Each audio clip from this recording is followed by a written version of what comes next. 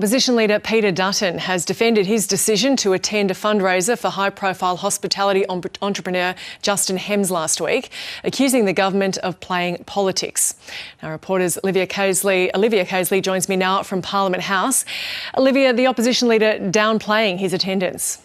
Yeah, so this is the first time we've heard from the opposition leader on this issue after these reports in the Australian Financial Review last week that Peter Dutton had essentially left his Brisbane electorate of Dixon to attend a Liberal fundraising event in Sydney held by hospitality entrepreneur Justin Hems. That this was while, though, his electorate was essentially preparing for the arrival of cyclone Alfred. The contention here, though, is that at the same time that Mr Dutton had travelled to Sydney, he was simultaneously accusing the Prime Minister, saying that he'd have a tin ear to essentially call a federal election and politically campaign, while large parts of southeastern Queensland and northern New South Wales were preparing for this storm event. Federal Labor did seize upon these reports last week and tried to draw parallels between Peter Dutton and former Prime Minister Scott Morrison, who was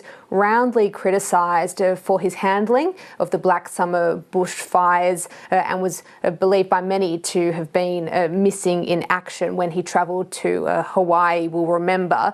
Mr Dutton, though, today defending this decision, he says that he left only very briefly. He also took a bit of a swipe at Anthony Albanese after WA Labor's resounding victory in the West over the weekend.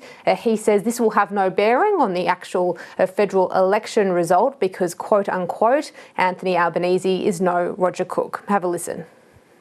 I flew home on the first flight on Wednesday morning back into my electorate, and the event obviously hadn't started by then, didn't start until Friday. So I think people who are using that for political advantage in the time of a natural disaster, frankly, that's a poorer reflection on them than it is on me, and I think people recognise that.